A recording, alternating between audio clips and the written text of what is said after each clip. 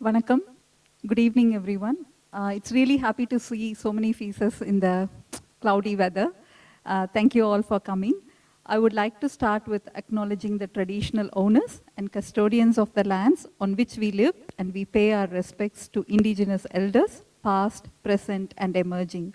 Sovereignty was never ceded, always was, always will be Aboriginal land. I would like to invite Padma Priya to do a small introduction. Good evening, ladies and gentlemen. It is both a privilege and a joy to speak about one of the world's oldest and most beautiful languages, Tamil. Tamil is far more than a means of communication. It is a living expression of the rich culture, history, and identity of its people. Belonging to the Dravidian family of languages, Tamil has been spoken for over 2,000 years, making it one of the longest surviving classical languages in the world. Its earliest inscriptions date back to the 3rd century BCE, and its literature, especially the Sangam writings, stands among humanity's most profound and enduring achievements. Tamil's grammar, recorded in the ancient text Tolkappiyam, is one of the earliest linguistic systems ever written. Over the centuries, Tamil literature has given us timeless works such as Tirukkural by Thiruvalluvar, a masterpiece of universal wisdom that continues to inspire readers around the globe. Today, over 75 million people speak Tamil across India, Sri Lanka, Singapore, Malaysia, and many other parts of the world. It is a language that bridges continents and generations, connecting Tamil-speaking communities wherever they may be. What makes Tamil truly special is its remarkable ability to evolve. It thrives not only in literature and art, but also in science, education, and modern media. Through every era, Tamil has adopted gracefully, preserving its classical elegance while embracing the rhythms of modern life. In essence, Tamil is more than just a language, it is a living heritage that links our glorious past with a vibrant present and an even brighter future. This living connection is beautifully reflected in communities that continues to cherish and nurture the Tamil language and its literary spirit. One such inspiring example is Vasagar Vattam, a Tamil book reading club right here in Melbourne. Vasagar Vattam, meaning Circle of Readers, was founded about 8 years ago by Mr. Muthukrishnan, a social activist and writer from Tamil Nadu, during his visit to Melbourne. Since then, Mrs. Shanti Sivakumar has been the driving force and heart of the group, passionately organizing and conducting every session with dedication and warmth. The club began with just 15 readers, and today it continues strong with around 20 active members. Every month, they select a new book, read it, and come together, usually on the 4th Sunday, to discuss its story, themes, and ideas. These gatherings are filled with insightful discussions, laughter, and a deep sense of community. Through these exchanges, Vasagar Vattam celebrates not only the depth of Tamil literature, but also shared human experience that unites readers and writers across the world. It reminds us that while languages may be ancient, their heartbeat lies in the people who live them every single day. Now we started Mundril as an attempt to expand beyond reading and arrange events and literary activities like today's one. Thank you. Thank you, Padma Priya.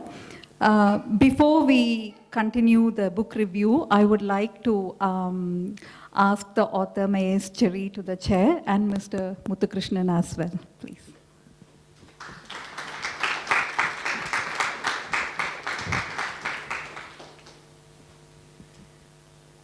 The first person who's going to review the book will be Pratik Balachandra. He's born in Sivagasi, a small town in South India, and raised in Melbourne. Pratik is a commerce graduate from the University of Melbourne and works as an investment analyst at JLL. Outside of work, he is passionate about cricket and music, making waves as faster as DJ Bala.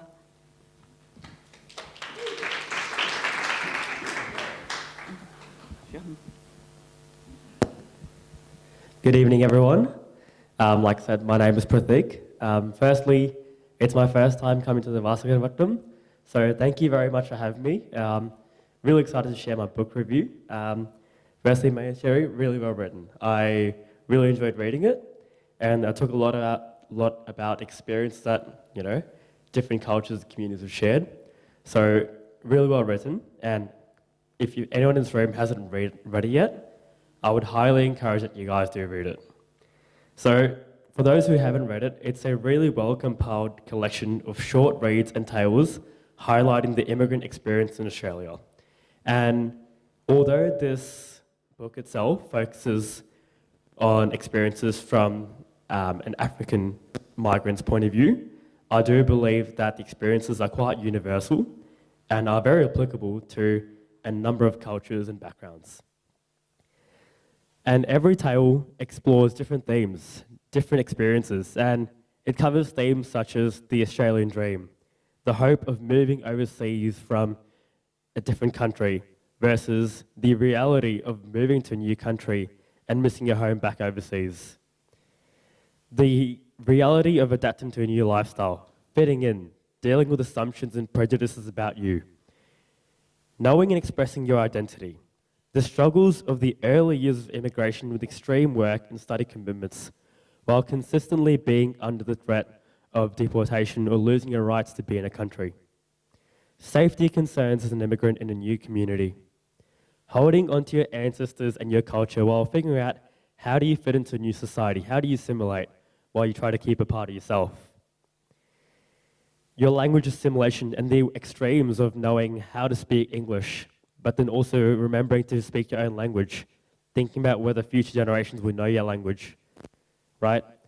And there's the additional perception barriers to fitting in, the journey to citizenship, the grief and how you deal with it as a community versus as an individual in a completely different world. And thinking about the experiences of future generations, right? A lot of migrants who do move overseas, they move overseas for one, a better life for themselves, but also a better life for their future generations. So being able to think about, have I made the right move? It looked shiny when I was overseas, but now that I'm in this new country, is it what I was looking for? Is it what I want my kids to have? So that idea as well, and also the importance of elders, which is a very common theme you notice in many cultures around the world. But once you migrate, do you maintain that same connection, that question? So each of these stories goes to a different theme, and I'd say some are slightly longer than others, some are really short reads, but they all leave a really profound impact. And for a lot of us in the room, we come from Indian or Sri Lankan backgrounds. And like I said, the African culture, from what I've noticed throughout my life, having been surrounded by friends from different communities, different countries, different continents, it's quite similar to our culture in a lot of ways. The values are shared, the lifestyles are lived, the way they treat their family, the way they treat their society, those older than them, and the traditions they hold on to, there are a lot of similarities.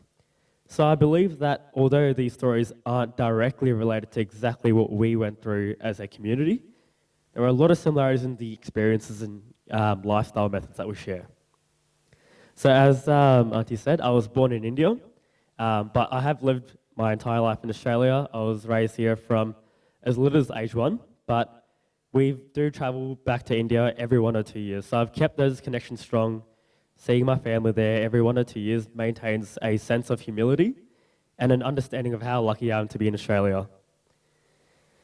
So although I can't say my whole life, has experienced all these emotions and experiences in this book, I've been lucky enough to have a great network of people around me, including my family, the friends, the communities that I've experienced in Australia, to a point where I can confidently say, even though I haven't lived certain experiences, I hear them and I understand them. And I think that's really important when you're reading a book like this, where you're going to be presented experience that you yourself may have lived. You may know someone who's lived these experiences, but you will hear a book experience in here that you would have never thought of.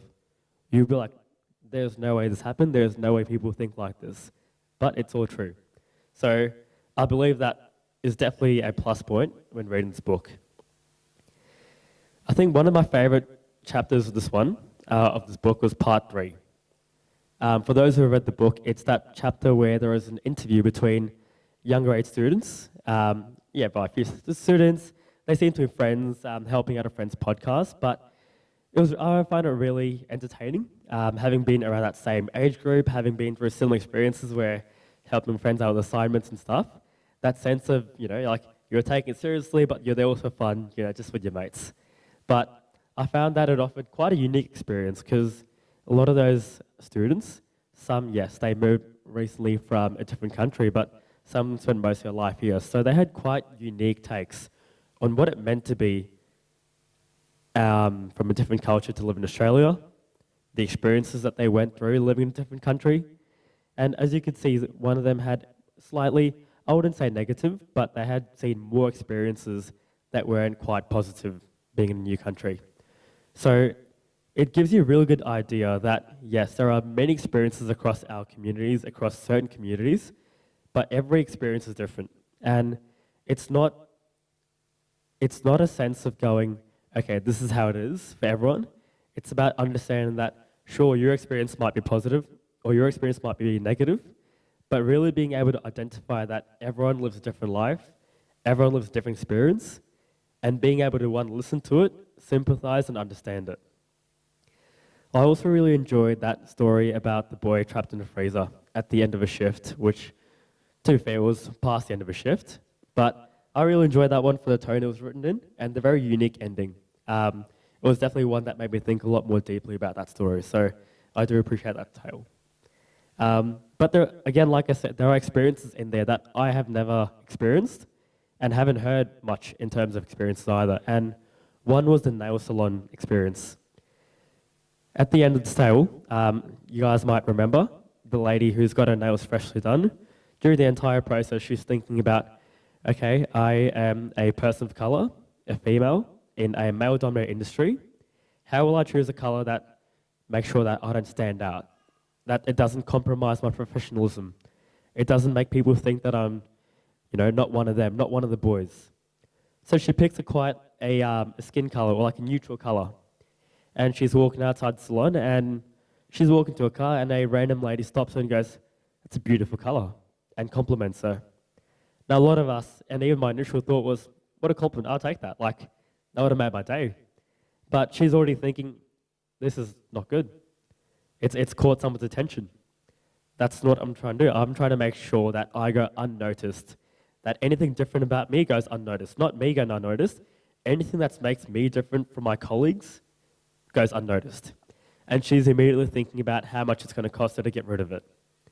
So hearing about that was quite astounding because, like I said, my initial reaction was, wow, what a compliment. I would love to hear that. But knowing that there are people out there who go through experiences in life which condition them to think those certain ways, it does make you feel for them. It does make you understand. And you can never reject those thoughts because we've all seen it in lives. And just understanding that, I reckon that's one of the best reasons why you should read this book. Finding these new experiences which you would not have felt yourself or heard about yourself, and taking the second to go, this is amazing, in terms of the way it's been written, and this has just led me to a whole new way of thinking, and how, maybe in the future, how you might treat people around you based on what you've learned in this book. And one of the things that I really enjoyed about this book was that the stories are quite short, they're very easy to read, quite bite-sized, I'd say, and it does a lot of favours to this book, as in, I myself, I was able to get through it pretty quickly. I believe a lot of you will be able to get through it pretty quickly as well. And there are certain tales in this book where I feel like it's the perfect length. It doesn't feel too long. I feel like it gives you exactly what you need to go like, oh yeah, I recognise this. And I think for a lot of people who read this book, who have experienced this firsthand, or do know about this experience secondhand, this book is going to be perfect for them. Because you don't need to go, this happened, therefore this was felt because this represents this, because historically this is what it meant. There is no need for that. You can just say this happened, and a lot of people who've experienced this will straight away know, okay, I know exactly why she feels that way. Because that was Salon Palo chapter, someone else might have gone, I know exactly what you meant. While I'm thinking here, okay, I don't know what that means, but for someone else, they're like, yep, I felt the exact same way, or my friend felt the exact same way. So there's a lot of book stories in here where people can instantly recognize it, whether you've gone through that immigration process yourself, or you had a family do it. It's an immediate connection, which almost feels really familiar in a sense. You feel heard. You don't feel like your life story has been explained to you. You feel like you're being recognized and heard. And although I myself haven't experienced a lot of those, emotional experiences, seeing my family, people in my culture, people in my community go through similar things, I definitely do feel like I can recognize a lot of them immediately and go, yes, that makes sense. I'd say one thing from my part is I do feel like this book has a lot of messages that are very relevant to today's society. You guys would have seen maybe about a month ago in Melbourne and across Australia we had anti-mass immigration protests. Immigration around the world is being very hotly debated right now in terms of levels of immigration, the people of, like the cultures of immigration and so on. And I feel like this kind of book, which demonstrates these messages of whether it be positive or negative experience of migration, it really does provide a really real picture of what immigration is. There's a lot of people out there who think immigration is just people coming in, all ready to go, get a job straight away, get a nice house straight away, take everything, whatever they want. But that's not the case, and books like this show that it's not the case. And I would have loved for this book to reach those kind of audiences as well. Like a lot of us in this room, this book is going to have a really real impact on us because we may have lived this experience, or like I said, we may know someone who's lived this experience. That's because a lot of us come from immigration background, migrants background, different countries, different cultures, different communities, and to us, Australia was not our first home, but it's become our new home. I'd love for this book to reach people who've always thought of Australia as their home, going back several generations, people who may not have had these experiences at all, people who may not know people who've had experience like this at all. And for that, I feel like certain stories could have been a little bit longer, a little bit more in depth, where, for example, like I said, where the stories we look at and go, yep, I recognize this, they may not feel the same, and they may gloss over it. But I feel like a book like this, if it reaches that kind of audience, in today's world, that can do a lot of good. But overall, a great book. Anyone who hasn't read it, definitely recommend it. It's not going to take you too long to read, but it will leave you with memories and experiences and thoughts that will last you a lifetime. So thanks so much.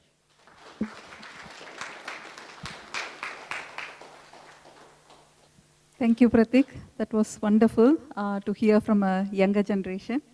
Thank you again.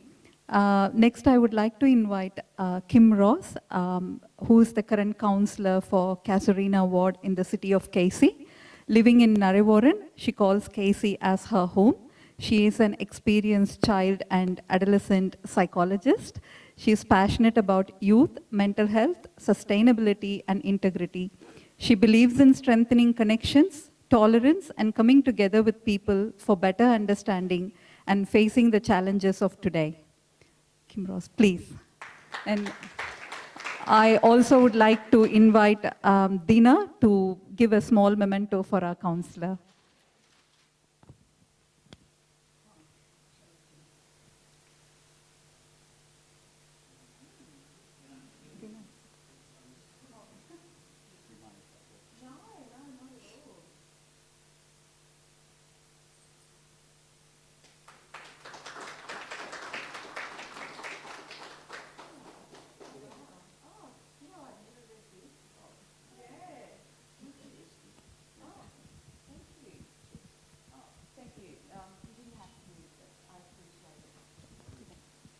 Hello, good evening everyone. Thank you for inviting me. Sometimes I'm really glad the Mayor can't come to things because then I get to talk. And books are one of my passions. It's so interesting when I go and people read out my little bio because I don't hear it very often, and it reminds me about, why I ran, and I can sit there and go, yeah, I'm doing that, yep, that's important. So thank you for that. And at the heart of that is connection and listening and understanding each other. So I do have a little bit of a spiel, but I'm going to skip a lot of it anyway. But congratulations on your book club, because I've been involved in a couple of book clubs, and there's no way they have gone for years, let alone, 8. I mean, that is just amazing. So congrats.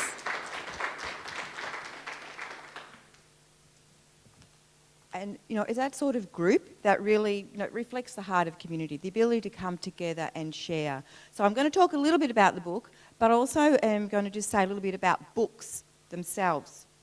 All right? Because books are one of the few places where we can turn for authentic voices. Where people are free to write from your perspective, from your own vulnerabilities, and put it out there for people to pick up and reflect on and talk about and dissect. And it's a wonderful gift. And I think you wrote at the start of the book, thank you for the gift of time to sit and read the book, but to sit and write. And how many others of you have written a book or tried to write a book? A short story? Put your hand up, yep. You don't have to tell me about what you've done, but a poem? Yeah, a few? How many have written a poem? Put your hand up if you've written a poem. 5, 6. Wow, there's a challenge. A poem. Poetry, I'm sure you've written poems? Yes? Yeah? Because a lot of the phrases when you write a book are phrases of poetry. They're words that stick with you. And for me, one of the things is, the art of otherness. That is it's a poetic phrase in and of itself. And it means so much. What's the imagery that comes from that? So it's art. Art is open-ended. It's questioning, it's curious, it's picking up the threads.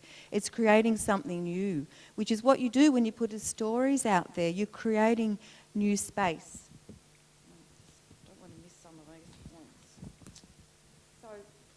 So I believe in the power of words. The power to challenge, to inspire, to heal, to build bridges, to allow for authentic connection, to invite us and others to understand.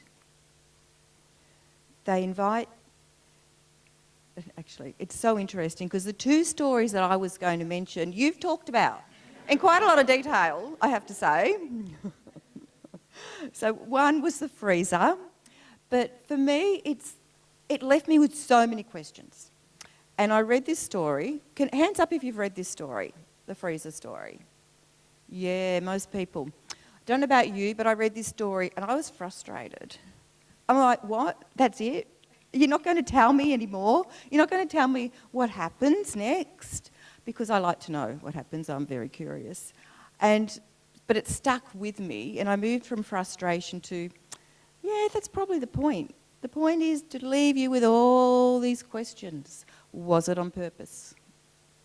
Did he get out? If they shut it, why did they shut it? Why was there a safety problem here?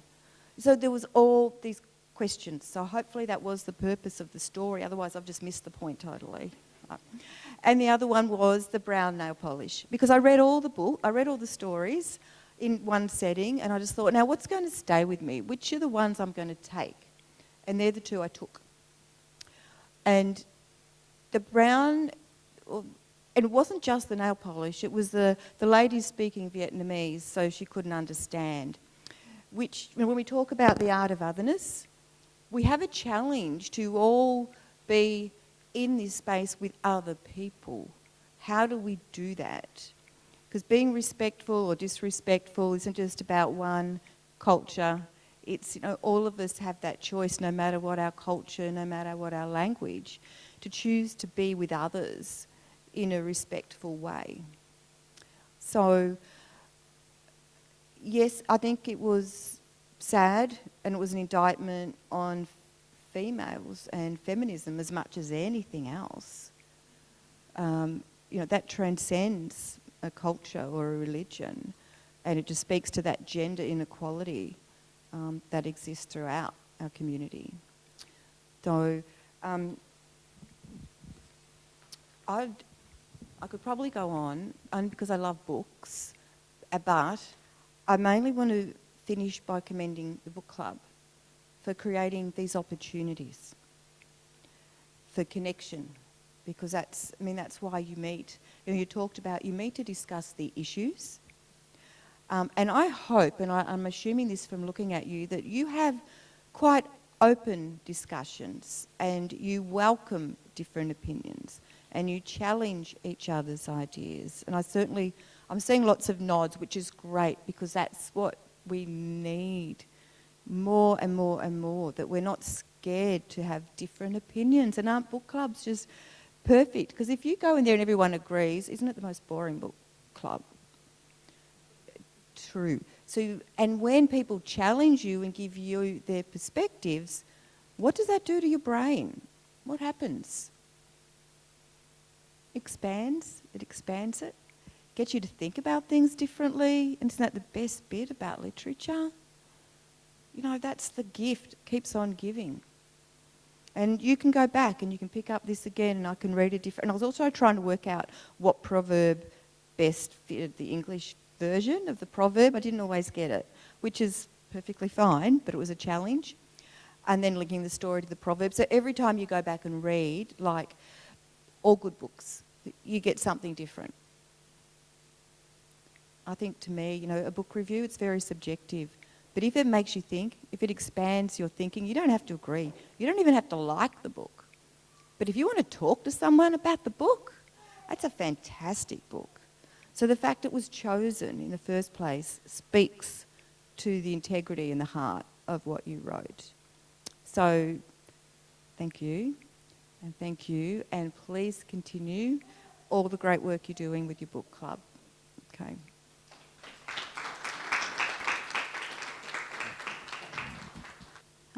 Thank you, Councillor. The next person who is going to give a speech is Ashok. He is a co-member of a book club, someone who truly dives deep into reading. We have always admired his thoughtful book reviews and the depth he brings to every discussion. His writing, much like his reading, is rich in expression and insight. We would like to sincerely thank Ashok for introducing us to this book and for connecting us with its author, Mayase Jere. Ashok.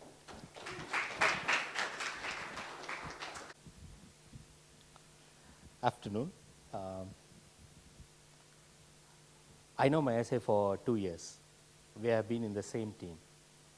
We have worked every day delivering complex software product.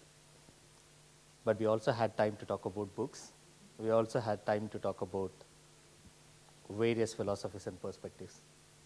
So that was a few things that I treasure, spending time with Mayase. Mayase was my boss. So whatever I talk about the book today is not linked to my end of year performance review.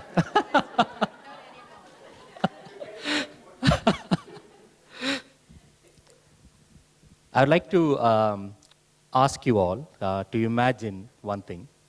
Imagine a palm-sized rock.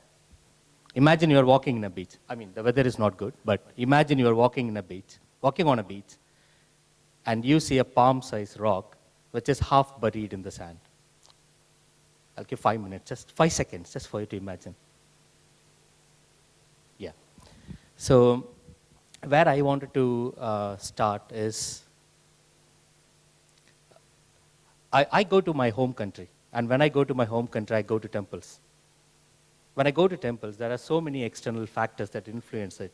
But one thing that drives me internally is the statues and scriptures which is there in the temples. The statue is nothing but a piece of stone which has a very complex, fine work of art.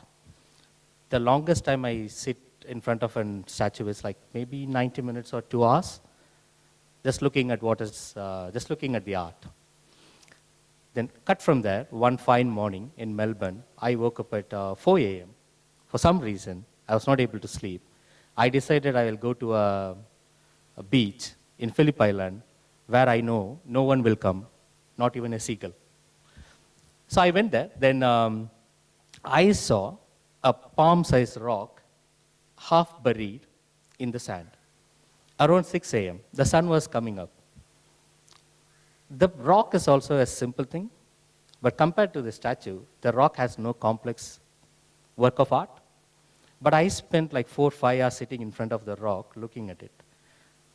When I look at that simple rock, I was just thinking like, where did this rock come from? Did this rock travel all the way from Pacific Ocean and land it here? Was this rock a part of a bigger mountain at some point in time? That mountain is still alive, or that mountain sunk to the ocean? I even went to an imagination like, what is the possibility of King Lear stepping onto the rock on the heat just at the beginning of going mad? Even though I know King Lear is a fictional character. That is what I think is the beauty and power of simplicity. Simplicity, simple things, gives avenue for us, opportunity for us to go deeper. There is a profound depth in simplicity. This simple book, 60 pages, is not a complex book. All stories are just 2 pages, but this simple book has profound depth. So that's why I wanted to compare this book to a piece of rock lying on the sand, which allows anyone who go with that eyes, sit in front of it for hours together and go into the depth. I strongly believe every book is an opportunity for, every book has a capability to change a person. The change may not be physical, it may not be a visible gain, but the change is the psychological change which is going to drive the action. So what this book has done to me, to broaden my thinking, to look at the places where I had blind spots, I would like to connect 3 things with this book from my reading experiences. First is the identity. Now I am 40. I can say my age out. So I am 40. First 25 years of my life, I'm in India.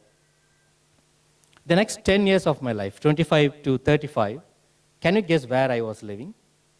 Any guesses?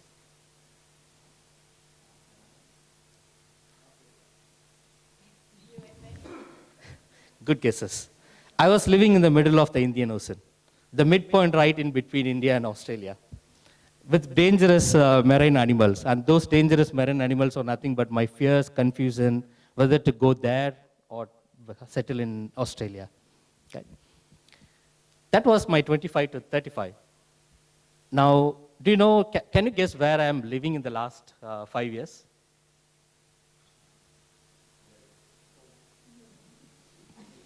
All good guesses. I'm not living anywhere now. Now I've gone beyond. I'm living in universe, which means like I have settled considering that everything is my world.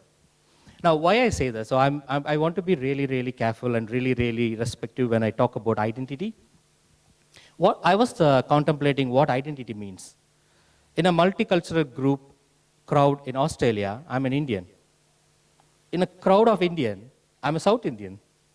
In a crowd of South Indian, I'm a Tamilian. In a crowd of Tamilian, I'm a boy from Madurai. In a crowd of people from Madurai, I belong to a small ethnic group called Saurashtra, who settled in Madurai for few centuries ago. In a group of Saurashtrians, I belong to a family called Kupal. What is my identity?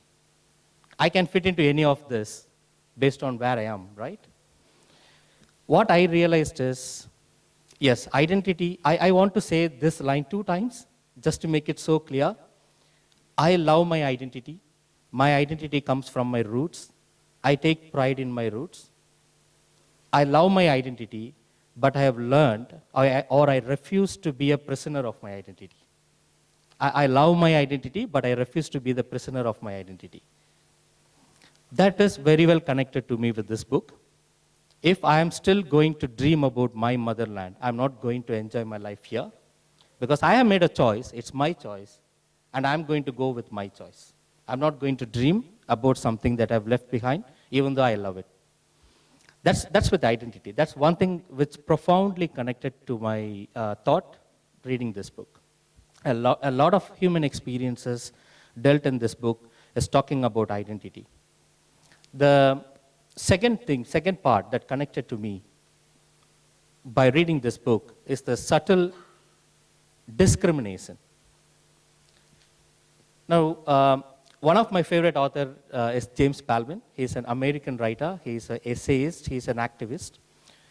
The famous quote from him is, "You cannot fix something that you didn't face." Pretty much what Pratik you said. If you don't experience what is dealt in this book, you will not know the impact or the depth of those experiences. So I go by that. That is a famous quote used by Baldwin in various speeches and essays. Now I'm looking at that. So I'm looking at 3 experiences that Mayase said in this book. Big Mother being asked by a kid in a department store whether she will bleed if we cut her is a shock for me. I was just looking, okay, if a kid who is like 6, 7, 8 years old is asking this question or having this thought in mind, it's not the fault of the kid. There is a point of failure in the family, in the parenthood pretty much. There is a point of failure in the society who didn't teach the kid or who was behaving in a way that the kid thought it's natural. There is also a point of failure in the education system. So it is not single point of failure. It is multiple point of failures. So that's a subtle question that the kid asked. It may look like a harmless question. It is such a question that made me think so deep. Like I said, the depth in the simplicity, just that one line, I couldn't sleep just by reading that chapter. Now the second incident about the discrimination, subtle discrimination. We would have faced this day in, day out. In the dinner table, people pricing for a good English who is not having English as the native or first language. Now I get somehow disappointed when people say like, price me for your Tamil is good, but your mother tongue is not Tamil. I'm not offended, but I'm still disappointed. When some people say like, oh, a lot of South Indians are more brown or black, you are not that brown. I get so frustrated and angry. But I smile at them. Okay, fine, it's because your ignorance. That's what is dealt in that particular chapter. There is the supremacy in any form is sickness. There is a graded inequality everywhere. Everyone wants someone under their boots, right? Now, someone who is telling, I'm coming down a level to be equal to you, is not a good thought. It's a supremacist thought. Like, you are not doing me a favor. You and me are definitely different, but we are equal. So that is what I could sense from that chapter. Mayase also dealt with the gender discrimination in a nice way, where there are 3 people talking about in a podcast, Judy, Che, and Jelena. Che is a male who says, oh, man life is so hard because he has to cook for himself. I was really amazed, Mayase. How did you pick that up? Because sometimes, like, when I do some work at home, when I get like, oh, thank you for doing this, I say to my wife, you don't have to thank me. I'm part of this. So I have learned that this is my job. It's not a favor I'm doing to you. It is something that I have to do.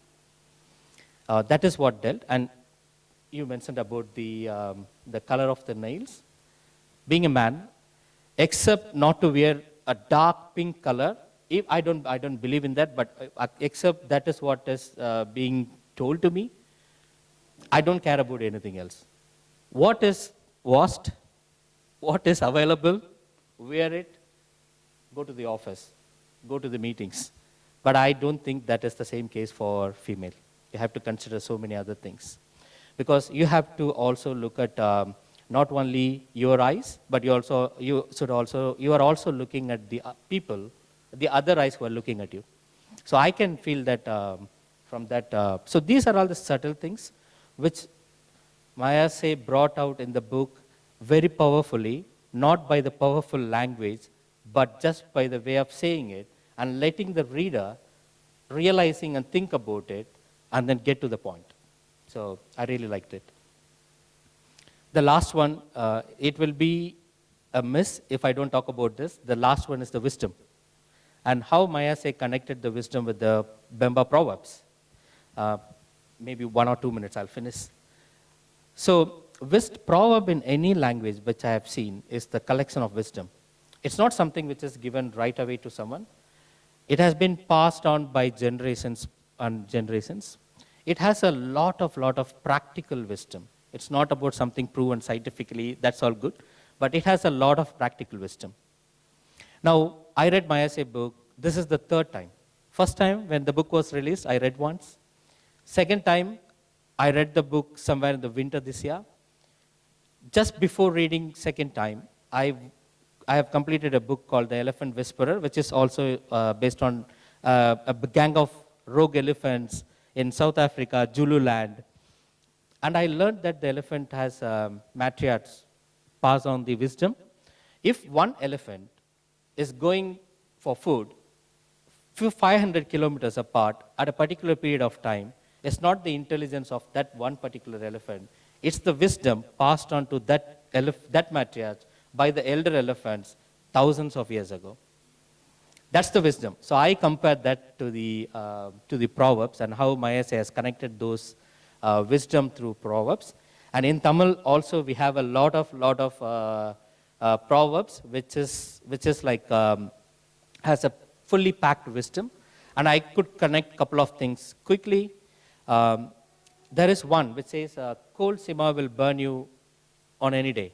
So there is not a direct link, but I can see when someone is in a situation, in a bad situation, or when something is not working for someone on that day, even good thing can go wrong. So we have like, and at that time is when we think about our elders, like what the wisdom, we think about the people who we miss. We also have like, or any hard thing that we face, we have a saying in Tamil like, iduvum kadandu pogum. This will move on, this will go away in a period of time.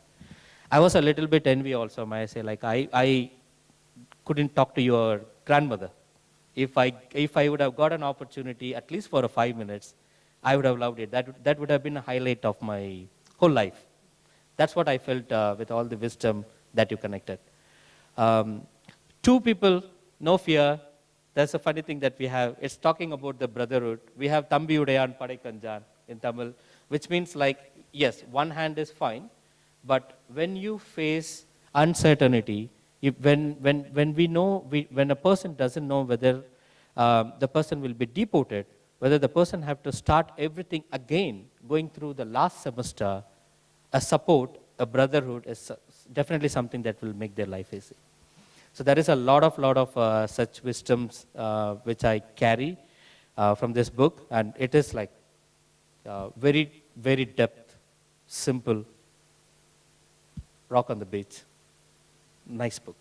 Thanks for giving this. Thanks for answering. Thank you, Ashok. I would like to introduce our author now. Vasagar Vattam is not just about reading, it is about connecting, reflecting, and keeping the Tamil literary spirit alive, even thousands of miles away from its homeland. What makes Vasagar Vattam truly special is its multicultural spirit.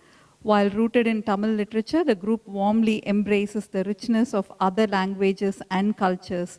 That's why when Ashok mentioned this book, we really, wanted to do it. So the author Mayase Jere is a human-centered technologist and works as a senior consultant business analyst, manager in a global technology consultancy. She specializes in agile software delivery and is an advocate for diversity and inclusion, particularly for increasing the participation of women in STEM. She is the founder and host of The Art of Otherness, a podcast platform for open conversations and about otherness and fearless authenticity. She grew up in a Zambian working class family and spent her early childhood with her grandmother. She moved to Australia in 2004 to study. I would like Author Mayase to give a small note. I also want JK to give her a memento.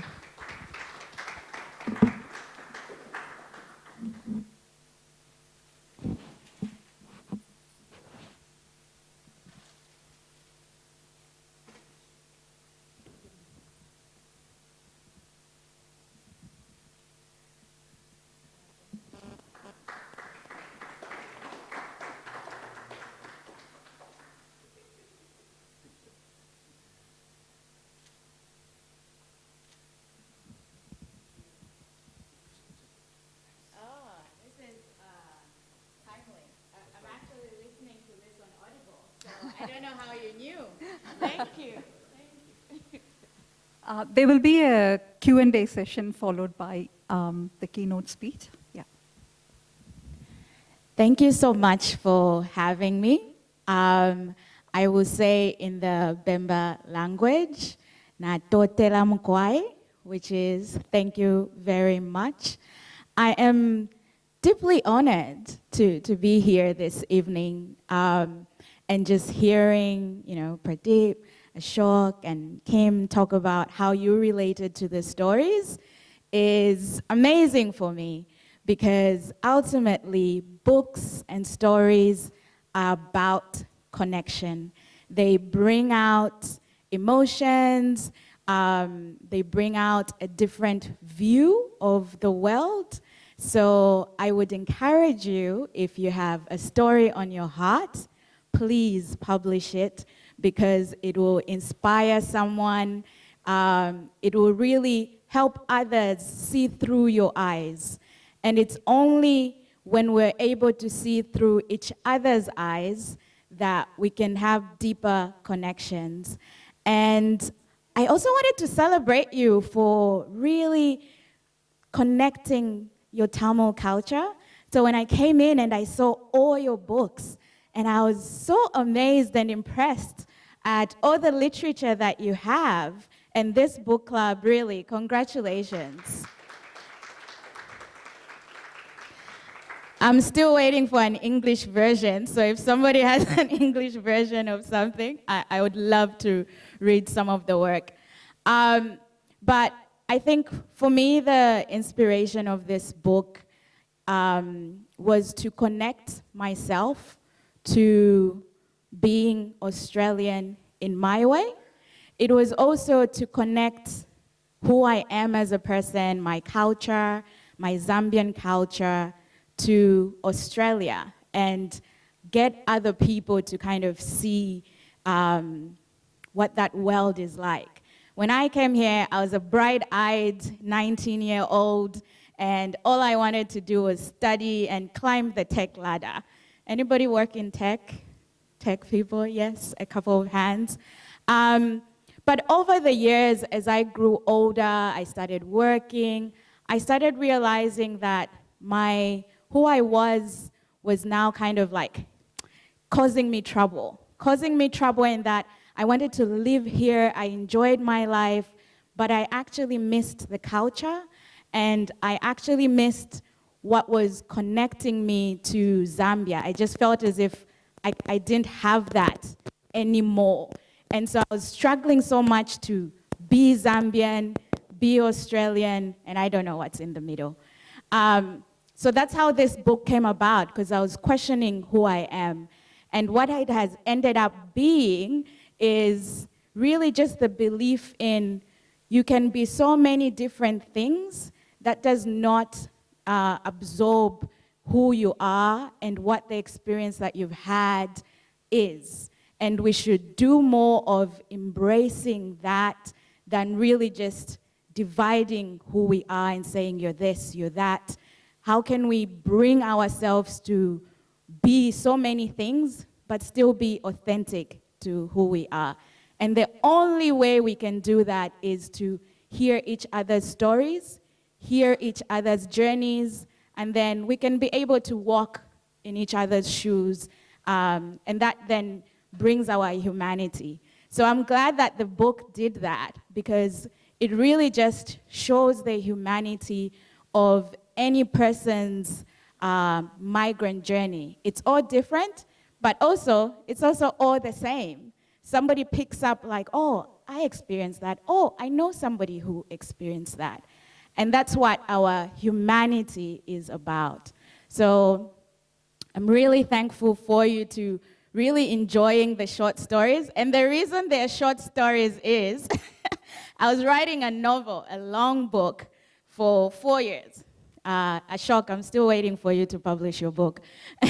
But it's a long journey when you're writing, because an important aspect of some of these stories are my genuine stories. The story about the lady, Big Mother, is my mother's eldest sister. That is a very true story of when she went to Scotland. And so it's vulnerable. It's my story. So I was for a long time, I wasn't sure I wanted to share that, because then you people get to see me. I don't want you to see me like that, vulnerable. But really, writing is about sharing vulnerability. So when I got the courage 3 years ago, I published one of the short stories in another anthology. And in that book, people really connected to that story. So then I thought, instead of waiting to publish big book, 200 words, let me write short stories. And when I publish those short stories, that will give me more courage to write more. So the short stories are short because I just wanted to publish and be vulnerable. But they're also short because some of it, I wanted you to make the ending. I wanted you to then think about the many avenues this person could live in, this person could end up going. A lot of people connect with the fridge story and they want to know more. So maybe that's my next project. I'll expand and write something more. But the reason I wanted you to make the conclusion is because our lives are also us making our own conclusions. And so if we can make our own conclusions and not care what that person thinks, that is how we become our own identity and own that identity. So if, he survived the fridge, good for you. He did survive the fridge. If he didn't survive the fridge, good for you too. He didn't survive the fridge. But that's the most important thing. When you're taking out, for me, curiosity, it's for you to intrigue others to make their own conclusions. And by us making our own conclusions, we're also honoring ourselves. And also honoring our culture is an important aspect. And proverbs are in every different culture, but we don't get to share them. So the more we share them, the wisdom carries on through the generations. But also, you then realize that the world evolves, is the same, is not the same. But no matter where you are in the world, you're going to find something to connect with someone. And that's the most important thing. The most important thing is us connecting with each other. And so I'm honored because Bemba, which is my mother tongue in Zambian, has connected to some of the Tamil proverbs that you have. And ultimately, wisdom is us sharing it. If we don't share the wisdom, the next generation doesn't get to benefit from that.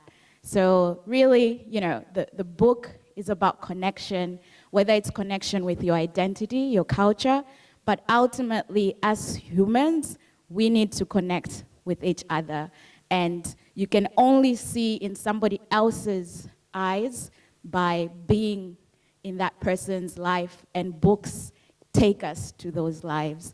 So as a book club, keep reading, keep writing, because that's the only way I can be in your shoes and understand your journey. And ultimately, that's the only way I can connect with you. So thank you so much for reading this book. I'm really honored.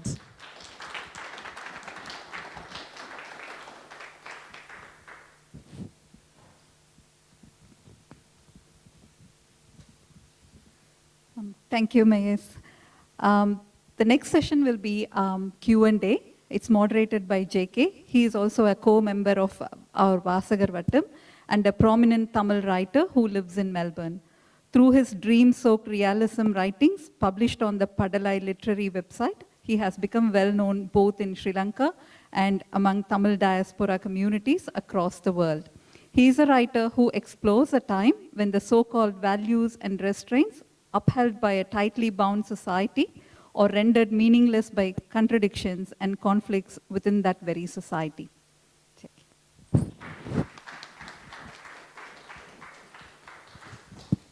Oh, by the way, somebody needs to teach me how to say thank you in Tamil. I need to learn something before I leave. It's Nandri. JK. Nandri. Nandri. Yes. Oh, perfect. Nandri. Hi, everyone. I wasn't sure who was that person, but I'll take that bio anytime. As she said, I'm JK. I've been with this book club for 8 years now. Active member and often the devil's advocate in the reading club, making some critical points all the time. I also one of the editors in the local bilingual magazine called Elavenil, which we publish articles in the local issues in both Tamil and English. I'm pretty sure the magazine is here for display and you can buy. And also I like to write. First of all, thank you for coming. One of my favorite writer, Neil Williams, is an Irish writer who written a famous novel called History of Rain. There he says, there's a quote, the character says, we are our stories. We tell you to stay alive. We tell you to survive. We tell you to thrive. And when I read that, I connect that stories, connect that quote to the 60,000 years of not just surviving, the longest surviving civilization in the planet, which is our Aboriginal people, not just surviving but thriving. And I think they made it only possible by conveying the stories around the generation, just like Ashok said. And we are just, 270 years, all these settlers by ourselves coming to this country. And when we share each other's stories, it's so important. And collectively, we kind of bring something to this land at the mercy of our indigenous people, right? With that note, my first question is related to the identity, where Ashok said, often in our book club, Ashok and I have different opinions. For good, sometimes intentionally we do that. He was proud of his own identity, and it looks like he found his own identity now after in between stage for 10 years. Ashok, where are you? I myself, I'm 45. I can tell that I'm still struggling to find my identity. It's been very fluid lately, and I could connect to your stories, especially with the in-between nature you mentioned. My question is not about the identity per se, but you mentioned about attaining Australian identity in some of the places, sometimes very satirically you did that. My question is, what exactly quote unquote Australian identity, and should someone really work hard to get it, or isn't it something we all contribute to that evolving identity? That's my question. That makes sense. Yeah, I think the answer is multiple-fold. And also, because recently I was in Zambia, my father passed away, and I went to Zambia, spent some time with my family, and when I'm in Zambia, they're like, you're Australian. I'm like, wait, what do you mean I'm Australian, you know? Because you code switch, so when you're home, like your language starts coming back, your accent, but people will pick your accent now that your accent is not as indigenous. And that's where the identity part starts to also evolve, because it's not just about when you're here. When you're there, they're like, oh, you're Australian. When you're here, they're like, oh, you're African. And I'm like, but what is it really? And what does it mean to be Australian? Accent, you know, is one thing. So people then get, you know, chastised for their accent when they're here. And then when you're home, it's the swap. It's the reverse of that. People are like, oh, you're Australian because of your accent, because of your attitude, because you're too open, you're not as conservative. And so for me, being Australian is an acceptance of all of that. It's an acceptance that obviously my accent has changed, some of my attitude have changed, some of my values over the years as well has changed. And if I fundamentally believe in the humanity of this country and the privilege that I have, because I have an Australian passport, that's also part of my identity. That's Australian to me. And to other people, it's like a fair go. Everybody always says a fair go. And there's a lot of controversy in what it means to have a fair go, especially when you see some of, whether it's racism, it's discrimination, that still happens. And people work hard, especially people from migrant backgrounds. You're working hard. You can't fail, right? You can't go back home a failure. So you double time everything that you're doing. But that's you being Australian. That's how you express having a fair go. Even through those hurdles, you work hard to achieve what you must for your family, for your friends, for your community. And so now, because it's multiple things for me, I don't just accept the one thing, that being Australian is one thing. I just believe for myself, being Australian is really believing in the values of you have your freedom of speech, you have your freedom to create the life that you want. And really, I think the most thing that we have is, as a privilege of being in a first world country, we can then also use that privilege to support others. And that's the most fair go thing I can relate to, because I can support me, I can support this community, your community can support my community, and that to me is what it represents. And so it's just the acceptance for me that it's going to be multiple things. It's not one thing. It's also not race, because a lot of the times we see it with racial lenses, but really, ultimately, whether somebody wants to put you in a box to say you are not because X, don't accept that. Because you are X, Y, Z, that's why you are Australian. Beautiful. Yeah, give it a big hands for that. I mean, for me, that itself, I think it's, you are changing the Australian identity in a way for good. Like the mere presence of you here in a Tamil book reading club, and then our counselor is contributing to the session, that itself is kind of changing the identity in a good way, in a progressive way, a little bit, right? I mean, that's an amazing thing to do, and thank you. The next question, I will ask only 2 questions, guys, and I will open the floor for the reading club members.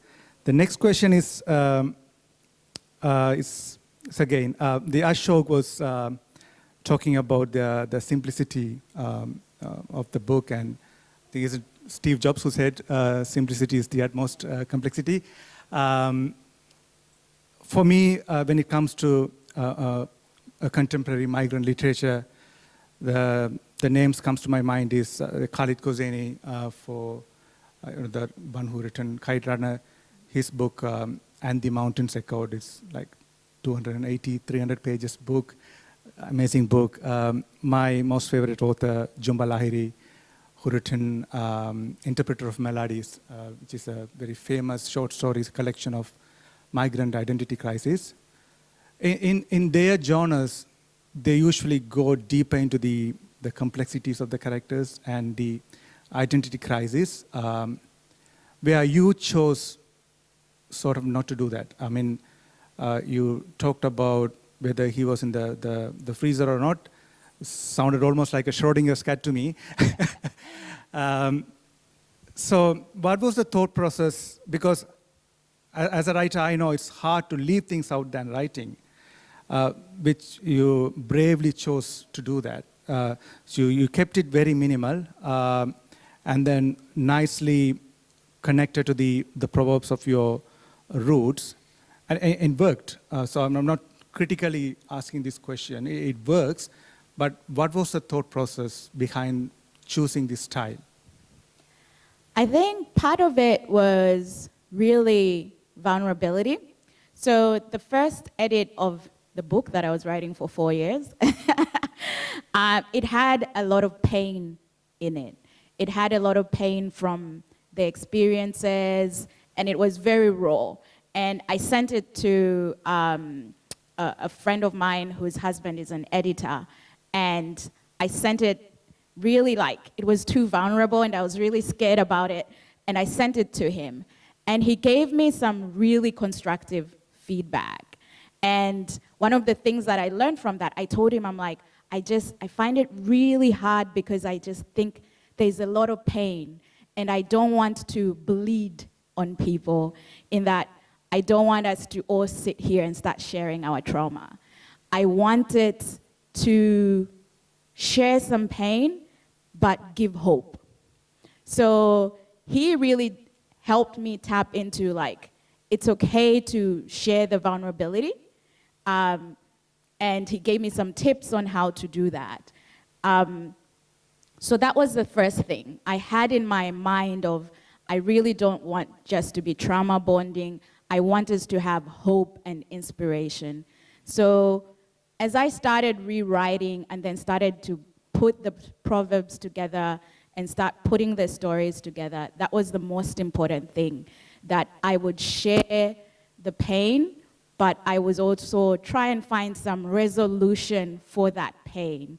And obviously sometimes you don't have to resolve the pain because the pain is genuine and it should be felt.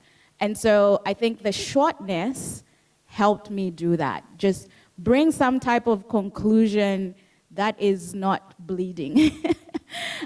Bring some type of conclusion that is not pain, because a lot of the initial writing was just painful. And I do believe there is time for pain, but there's also time to heal. And because I then started going on a healing journey, the shortness helped me just find resolution to the pain. Yeah. So beautiful.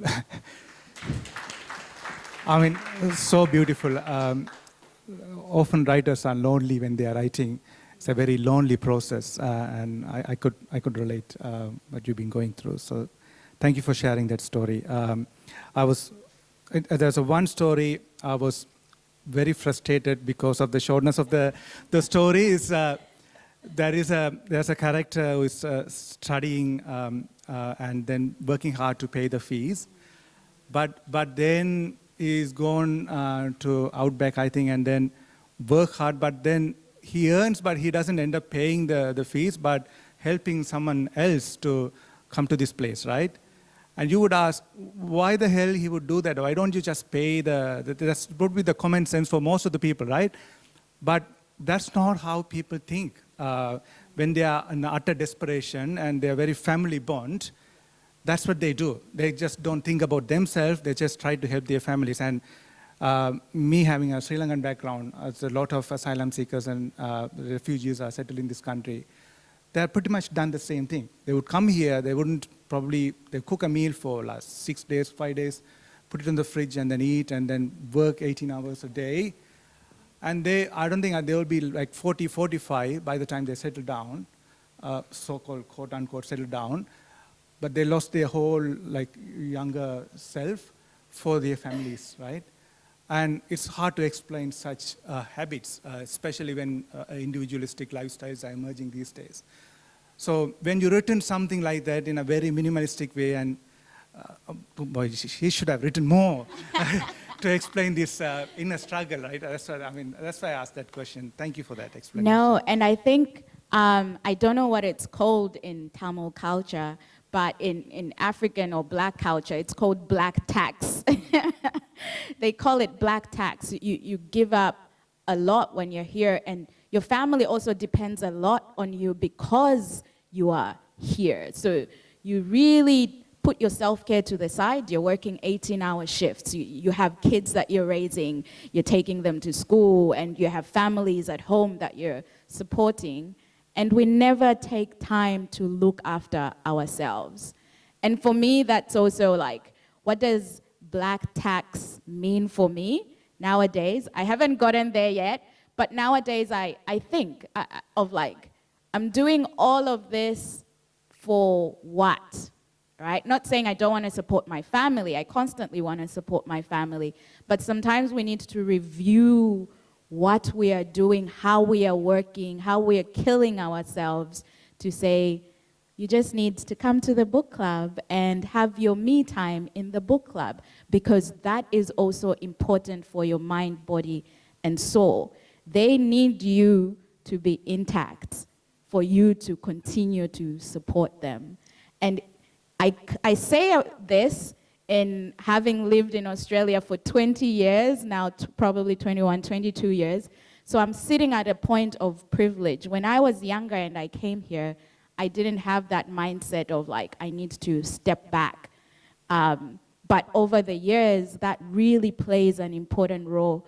They need you to be healthy, looking after yourself, for you to look after them. Yeah, it's like putting your seatbelt first before putting to your child's one, right? Yeah.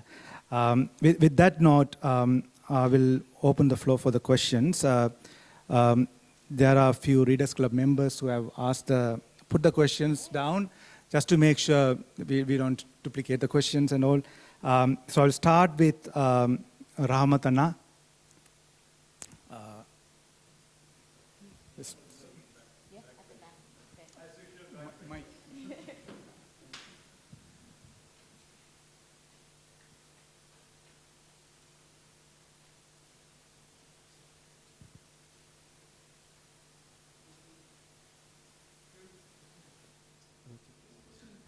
Yeah, you can ask the questions.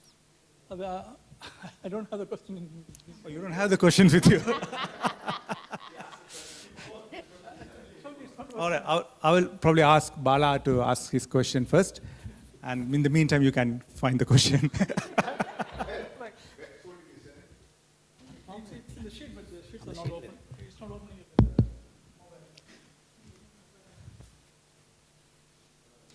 Okay.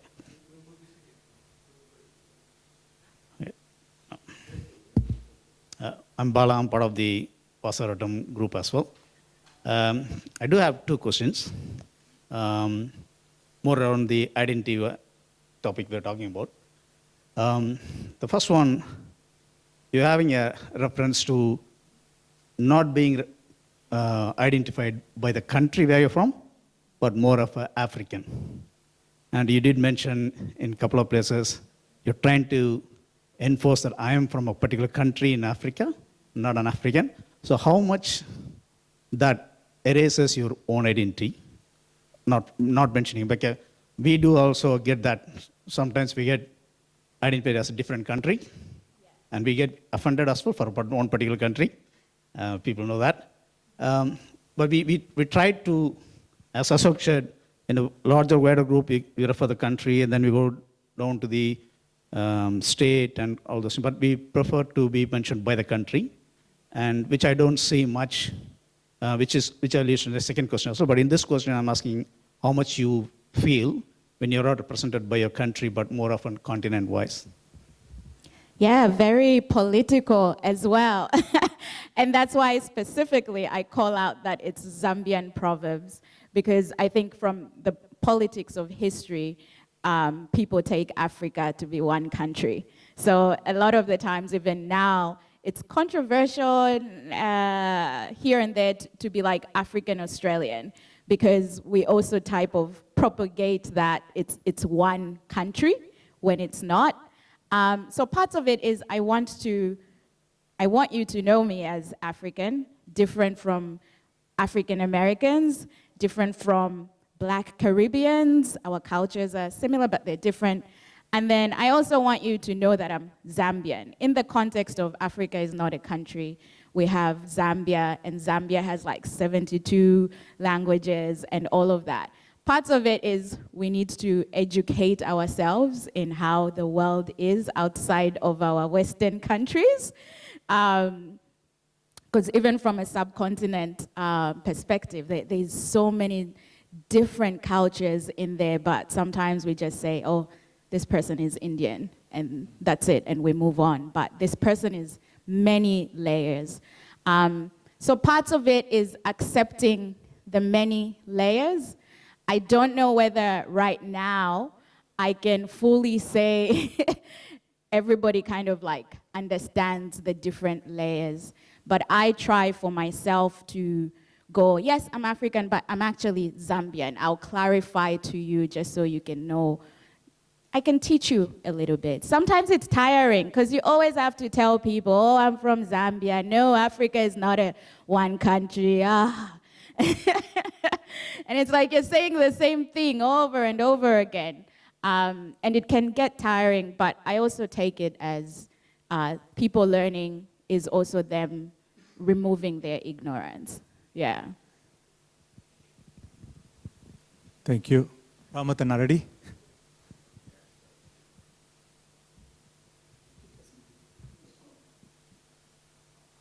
Hi. Hi, my name is Rahmat. First of all, thanks for the nice book. It was very crisp and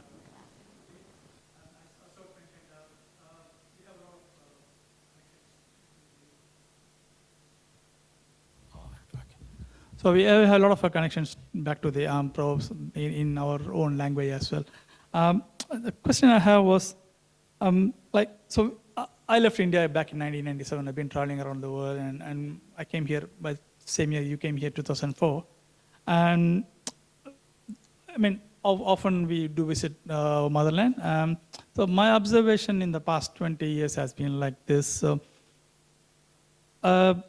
even though I think the migrants, as migrants, we are upholding the customs, the affections, and other respectful practices here in foreign land than those in motherland now. In fact, my relatives have even stopped following certain rituals that I still follow here, right? In that case, shouldn't we, or like I'm feeling much better as we seem not to have missed much now and feel proud that I'm doing a better job here upholding my roots? Oh my God, that is hard. Are we doing a better job? But I actually have the same observation as also being as recent being home like last month. I have the same observation of some of the cultures, some of the things, even proverbs at home. The kids don't have that. Zambia was colonized by Britain, so it's very English speaking. But now you'll find kids who are growing up in Zambia who have no clue about the local language. Like, they don't speak the local language, they just speak English, especially in the cities. So your observation is rightly so that some of that culture, even back home, is getting eroded. And so how do we still keep that as ongoing there, here, everywhere? I think that's a big challenge. But what it is as well is we can't stop our propagation. And here we do it more because there's familiarity, because we want to be close to something. And at home, sometimes they're close to something else, because culture is always evolving. And so maybe we're holding on to the culture that's evolving. How do we still evolve at the same pace, at different paces, which can be a challenge. So some of the things that you're doing here, you're going to have to propagate them at home as well. You know, your writings that you have here, once they go home as well, it's a similar kind of learning. So we may feel as if we have a duty, and I think we do have a duty to continue. I don't think we're any better. I just think culture is evolving, so how do we support the evolution of the culture while still keeping the things that matter from the culture? Yeah, and it's hard. I don't think any of us have the answer. But I also get really sad with the observation that you have that, young people at home are losing all of that because we're chasing a different way of life. Yeah. Yeah, thank you. I mean, the natural evolution of the culture is one thing, but some of the cultural evolutions are forced. Yes. And it's in a colonial way, it's still happening. So yeah, you're right. We got 2 more questions and then we can wrap up the session. So I'll go with Tiahu first.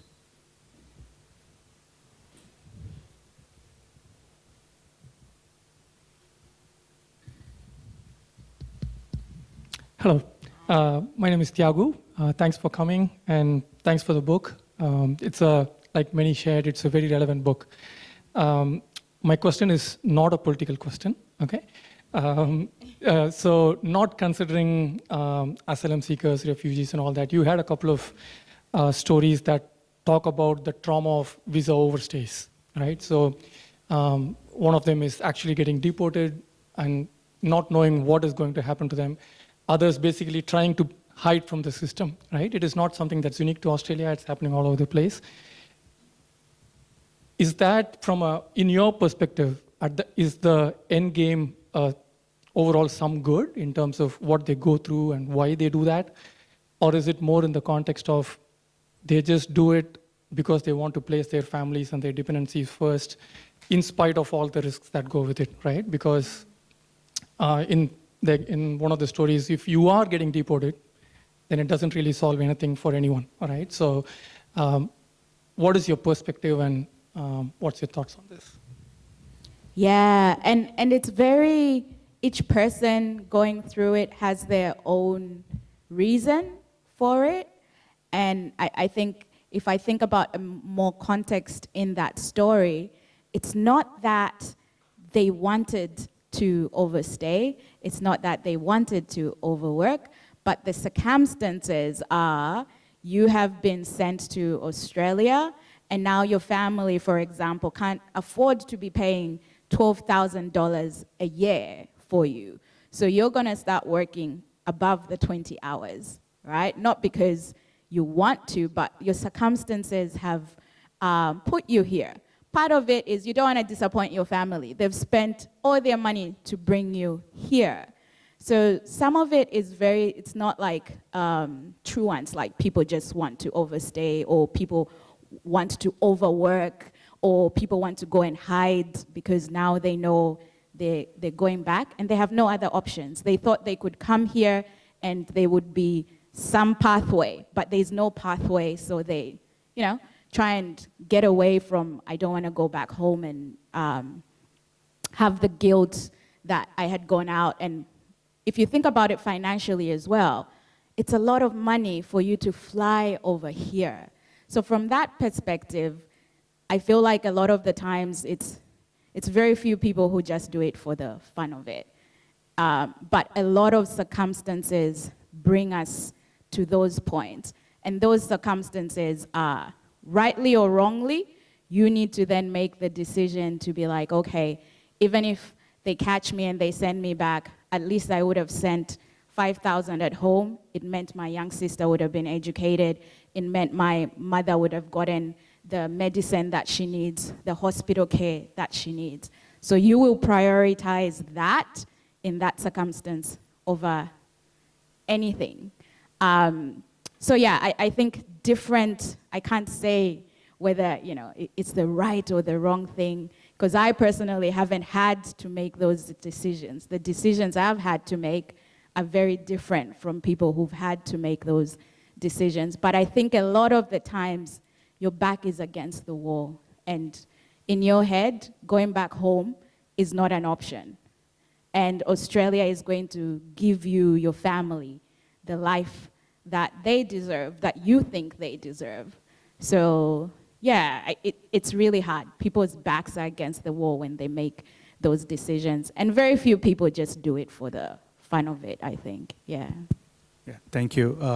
My wife, Jeevi, who is a humanist, would have told, we all are overstaying in this land anyways, an unceded land. With that note, it's the last question from Suresh. It's getting more political question by question. Yes, everything is political. Good evening, Mayase. First of all, thanks for the opportunity. And first and foremost, there is a famous saying in Australia, long story short. Your book is exactly that, right? And psychologically gives a very good feeling, but each story is maximum 2-3 pages, and few stories also had emojis, which gave a great feeling for us to read. And for somebody like me who has come from India, I think most of us here would have gone through the same experience like you had, both good and bad. For example, in India, it's very hard for us to appreciate the daily weather, how good the weather is, and probably the one question we ask is, how is your life every day? We don't ask, how is the weather today, right? And having come to Australia, we have faced that. People used to talk about how was your weekend, did you watch the rugby, all those stuff, which is a bit of a shock for us. So my question to you is, what will be a generic advice for migrants, new migrants coming into this country with strong cultural background? Thank you. Yeah. Go to the footy, that's one. I know all of you love cricket, but go to the footy. No way. We're picking Essendon. We're picking the Bombers. And I think it really is a two-way street.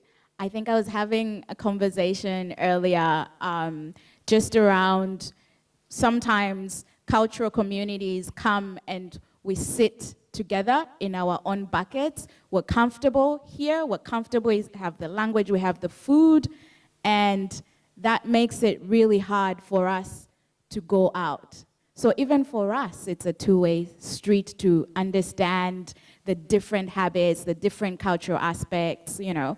So one, that's my character. I like to try a lot of different things. So I go to the footy, like once a year.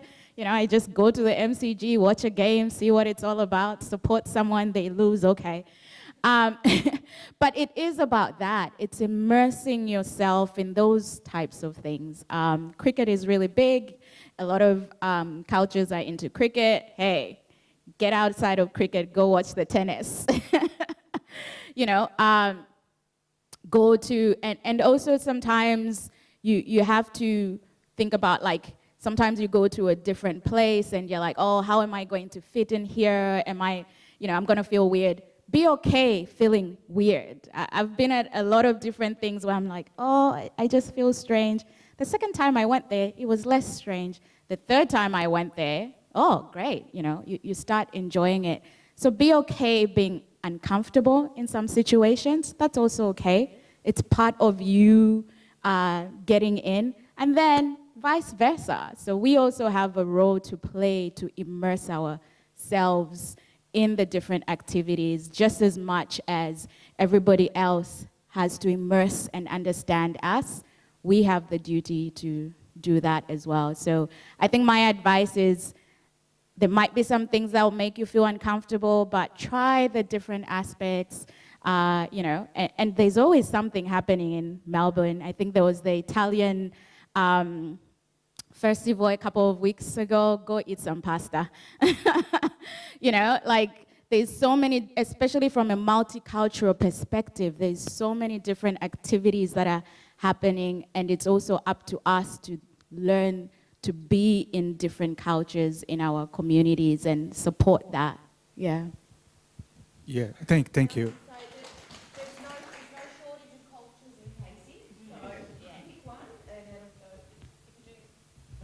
If you do one a week, I think that'll take you up to about 3 years. So, you know, yeah. Yeah, I mean, I got a follow-up question and we'll wrap up this session, which is very related to his question. When I saw his question, the Excel sheet, I realized one thing. So this is a reflection on we as a migrant community. You know, a couple of weeks back, there was an anti-immigration rally, right? It was attended mostly by white people, which is not the point here I'm making. The following week, there was a pro-immigration rally. Funnily enough, that was also attended by white people. The very rally was against majority mainly for Indians and black communities, Zambian community, African community, any community, those people didn't really take part in those pro-migration rallies. Is that because we live in our own silos and then we contend with it and then try to get on with our life? And do we have a right to even raise concerns when we really don't take part in those rallies, which happens in solidarity with us? What's your take on this? Yeah, it's really hard because a lot of politics, I'm going to be honest, is very hard for people. That was a political question. Yeah. A lot of politics is hard for us because we also always want to be seen in a good light. So sometimes, I don't know personally like why people wouldn't go to the rallies, because advocacy as well needs you to be strong and believing. So for you to get up there, it takes a lot of courage for anybody to go and match.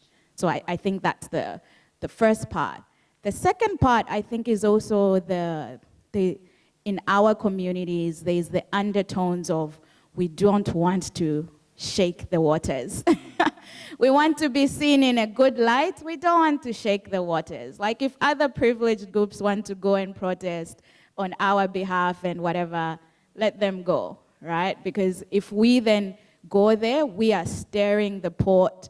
We are actually exposing ourselves, and that's high risk.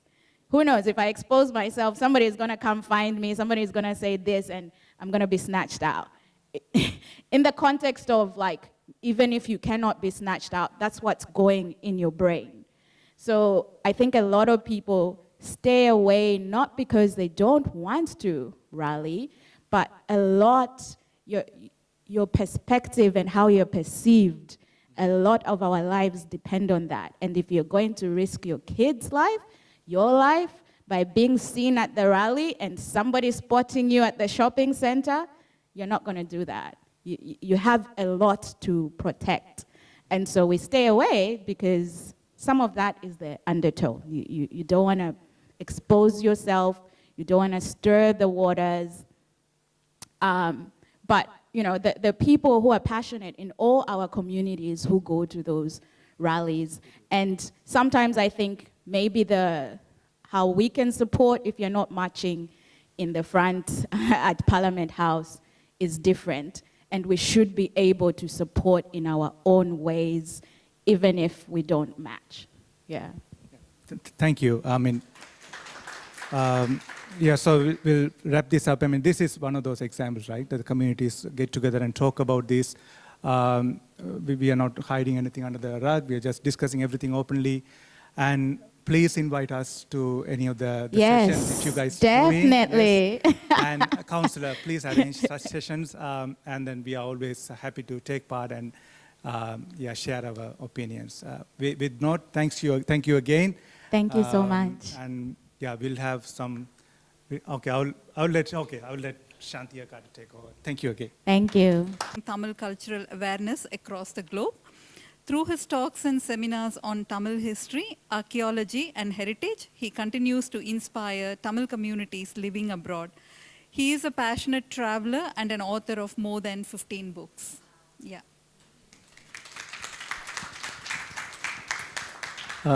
Thank you all. I think 2 years ago when your book was released, Ashok handed me a copy of the book. And almost day one we read and we thought we should be doing this. But Vasagar Vattam by that time was only doing Tamil books. We hadn't stepped out. So I took a copy of the book to Madurai in India. I have a copy of your book over there. I also like Ashok, I have read it 3-4 times. The book, every time I read, was kindling my own story, the story of my grandmother and grandfather who set out from India in 1937. They went on a ship to a distant land, made their life there, lived for 40 years till 1970. Like in Vasagar Vattam, like we have done for the last 8 years, we have done around 96 to 98 books, I think, by this time. And everyone in this circle has so far like 250 to 300 hours of discussing stories and books, and we have gone, stepped into many, many stories, from translations to Tamil stories. So I always strongly feel that more than discussing, more than reading, I think it is time that everyone realize that everyone has a story to tell. Everyone has a life. This is what I have been stressing.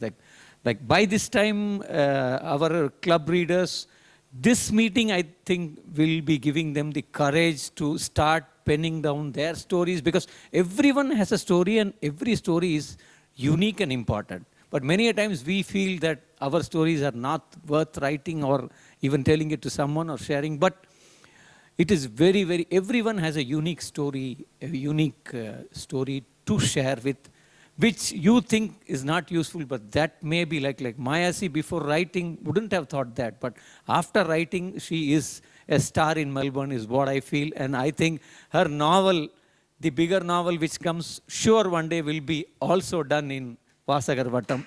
We will be calling you back. So my feeling was that when I was reading this book, I was telling to Ashok that sincerely within a year, I am translating this into Tamil. The book is halfway done already. So I would just, with this thanksgiving, I tell you, in a year, we are getting your book in Tamil, one of the oldest living languages on planet Earth. So we had a wonderful discussion. I never thought it was really wonderful. But your book is not worth a session. For me, while I was reading, I thought it's worth a seminar. It's worth a seminar. A whole day we can talk on this book. You have put them in a nutshell. And like JK and Ashok mentioned, for me, while I was reading this book, I was reminded of a book called The Location of Culture. You can go and Google that. Homi K. Bhabha's book, which talks about the location of culture. I'm just dropping the name. You may go and dig deeper into it. It's now 15 to 20 years old, but all the topics that we have discussed today, the author has deeply dived into where is the location of culture.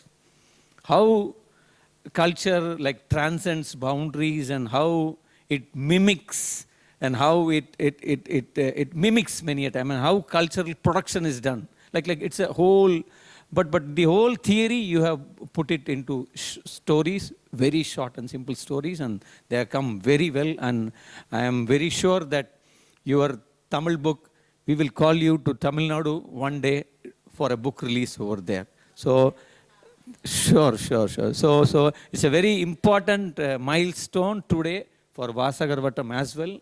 So bringing in an author and debating on it. And I thank you and one and all over here to be present at this meeting. And thank you all. So we have refreshments for everyone over here. Food has been arranged and we have a lot of books for you to buy today. So thank you once again, and let us now have an informal extended discussion with Mayase. Thank you all.